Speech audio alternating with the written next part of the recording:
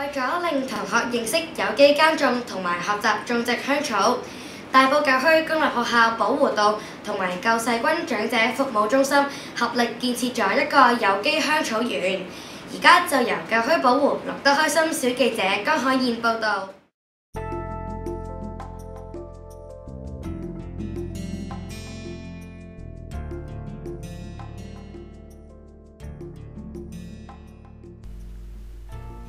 舊區保護同學、救世軍長者同中電義工隊合力建設有機香草園。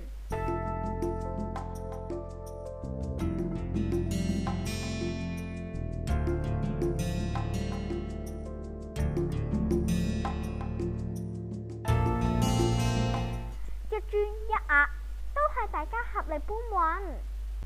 螺旋形嘅香草園圃好靚啊！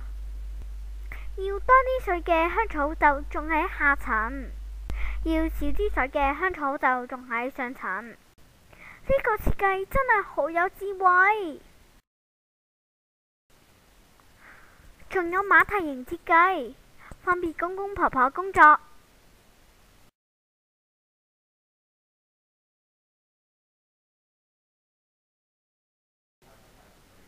嘉道理農場嘅職員喺度教緊大家種植嘅技巧。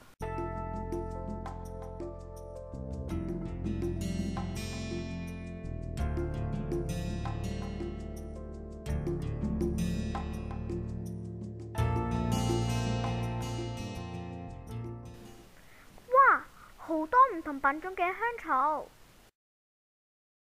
杜手香、薄荷、芫茜、金不換、羅勒、紫蘇、甜菊、金針等。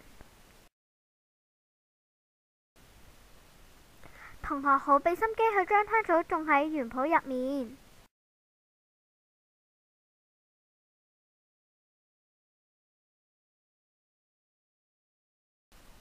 香草園終於開幕啦！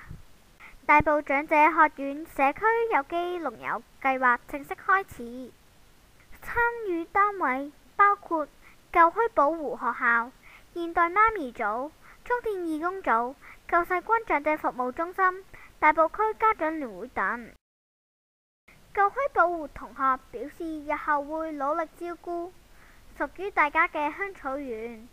舊區寶湖錄得開心，小記者江海燕報道。舊區保護同學真係幸福，可以同一班長者一齊種植香草。